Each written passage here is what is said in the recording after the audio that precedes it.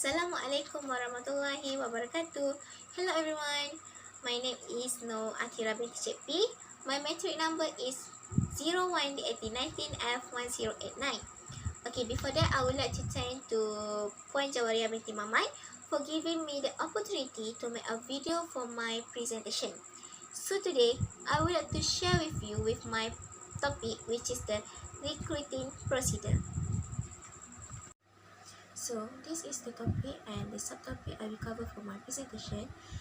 The first is recruiting procedure, next termination of employment, labor turnover rate, and lastly labor turnover cost. Okay, first is recruiting procedure. Okay, recruiting procedure is done by Human Resources Department. Application receipt will be evaluated and potential suitable candidates will be shortlisted and called for an interview. The decision to employ the potential worker will depend on their outcome of the interview, include a test to evaluate their skills, and the lastly is the successful candidates will be offered the job. Next is procedure upon management of labor. First, notice is given to the department concerned. When the employee reports for duty to the personnel officer, they are given a copy of work rules. Next is notice is given to the wages officer. This notifies them for the new employee's name, the date of the commencement, department, and the lastly is rate of pay and clock number. Now we continue with the next point, which is the termination of employment. Okay, the first is the personnel officer should seek to find out the reason why an employee leave his employment, and the lastly is the employment should give a prior notice for resignation. Okay, now we continue with the third point, which is the labor turnover rate. Okay, labor turnover rate is a measurement of number of employees who have left the factory. The rate at which employees start and leave employment at office, factory, or workplace.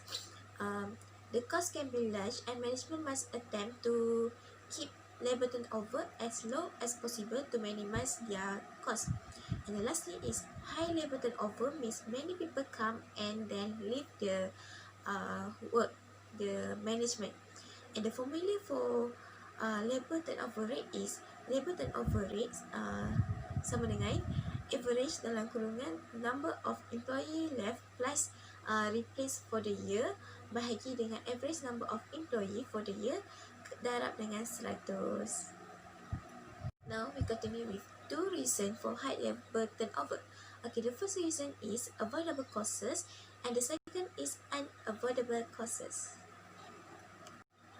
Okay, avoidable causes adalah sebab yang boleh dielakkan. Yang pertama adalah paying lower wages boleh menyebabkan pekerja itu lari daripada pekerjaan tersebut dan berlakulah labor turnover yang tinggi. Next is unsatisfactory working condition, poor relationship among workers and supervisor, unsuitable jobs, unsafe working condition, stressful working condition, inadequate training, and also the last one is lack of opportunity for career advancement. Okay, the causes yang kedua adalah unavoidable causes. Unavoidable causes ni adalah sebab yang kita memang tak dapat nak dielakkan lah. Okay, yang pertama adalah termination of service due to misbehavior or indiscipline. Second, retracement or layoff due to shortage of resources. Yang ketiga adalah retirement, death, accident and also illness. Illness ni adalah penyakit yang dah kronik lah.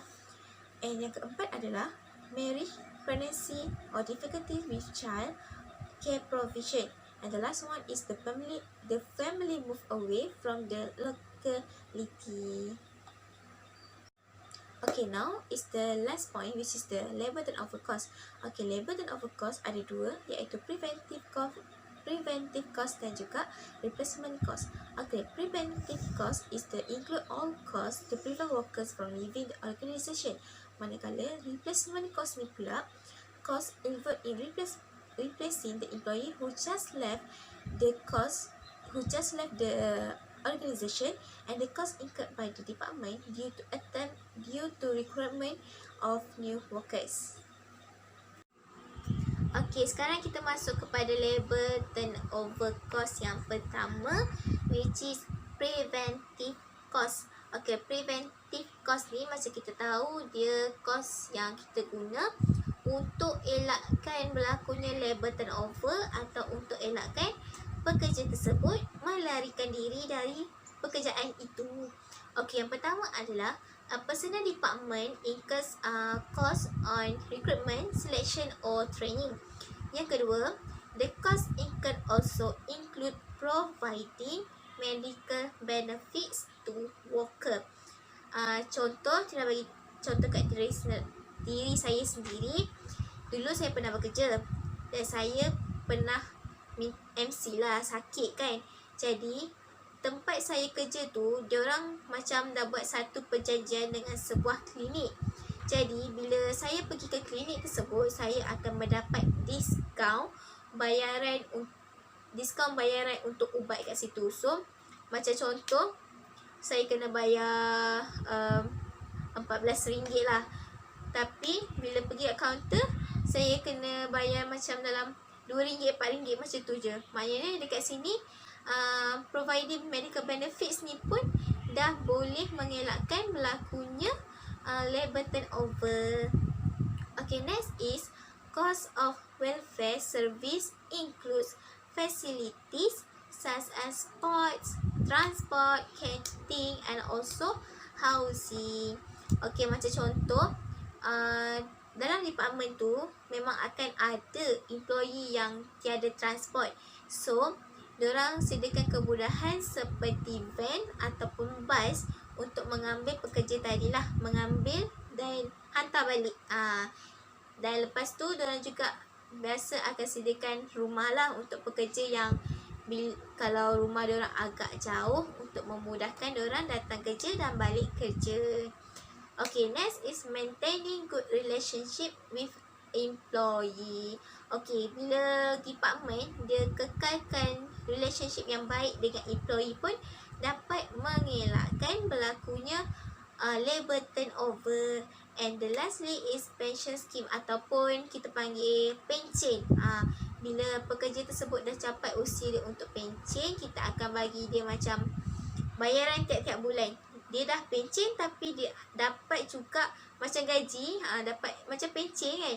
Pencen yang dapat setiap bulan tu, macam itulah pension scheme yang boleh mengelakkan berlakunya labor turnover. Okey, tu je untuk preventive cost. Okey, dan kita masuk kepada labor turnover yang terakhir, iaitu yang kedua, iaitu replacement cost. Okay, the first is increase in cost of selection and training of new workers. Yang kedua, the loss of production time as the new workers need to be given the training. Yang ketiga, the inefficiency of new workers will affect the production. Yang keempat, the cost of breakage of tools and equipment due to inexperienced workers. Maknanya sebelum ni kita ada pekerja yang kurang kemahiran dan menyebabkan peralatan dan alat di tempat kerja tersebut rosak. Jadi company akan terpaksa keluarkan duit untuk membaiki balik peralatan tersebut. And the lastly is the possible of more frequent accidents at work. Kemungkinan berlakunya kemalangan yang banyak di pekerja disebabkan hadirnya pekerja baru yang dia kurang sesuai lagi dengan persekitaran tempat bekerja tersebut. Okay, that's all from me with my topic, which is the recruiting procedure.